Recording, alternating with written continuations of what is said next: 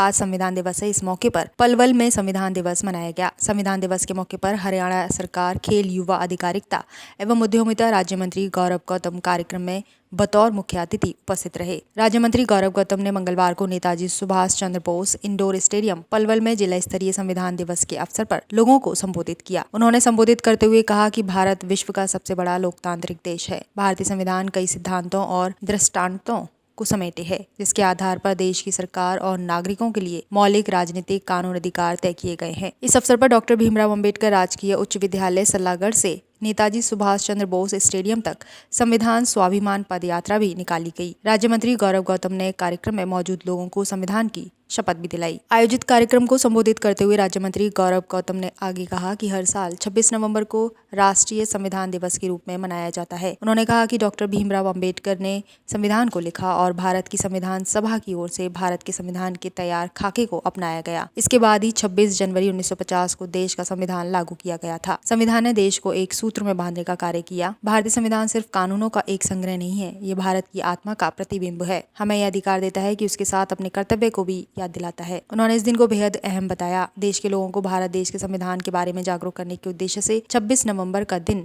संविधान दिवस के रूप में मनाया जा रहा है। संविधान दिवस की थीम हमारा संविधान हमारा स्वाभिमान रखी गई। युवा पीढ़ी को संविधान के बारे में जागरूक होना चाहिए। उन्होंने आगे कहा कि प्रधानमंत्री नरेंद्र मोदी ने संविधान के बारे में आम जन को जागरूक करने के लिए देश भर में संविधान दिवस मनाने का संकल्प लिया है। मोदी के कुशल मार्गदर्शन में भारत वर्ष 2047 तक आत्मनिर्भर भारत, विकसित भारत बनेगा और दुनिया में अपनी अलग छाप छोड़ेगा। देश के युवा भारत को आगे ले जाने में अग्रिम भूमिका निभाएंगे। हम आभार व्यक्त करते हैं देश के प्रधानमंत्री नरेंद्र मोदी जी का, जिन्होंने ये 26 नवंबर को संविधान दिवस बनाने का संकल्प लिया और ये संविधान दिवस पूरे देश भर के युवाओं में संविधान के प्रति श्रद्धा, संविधान पे सब युवा चलें, उसके लिए प्रेरणा दे का काम आज का कार्यक्रम करेगा। और क्या कहना चाहोगे, जैसे शहीदी दिवस भी है आज, मुंबई हमले में जो शहीद हुए उनको लेकर? मैं उनको अपनी ओर से श्रद्धांजलि अर्पित करता हूँ।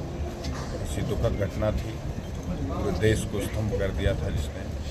मैं श्रद्धांजलि अर्पित करता हूँ और सभी को संविधान दिवस की बहुत बहुत शुभकामनाएं देता हूँ कि बाबा साहब अम्बेडकर जी के द्वारा बनाए गए इस संविधान पर पूरा देश विकसित होगा और 2047 का जो सपना नरेंद्र मोदी जी ने देखा है, विकसित भारत, उस संविधान के आधार पर आगे बढ़कर विकसित भारत बनेगा।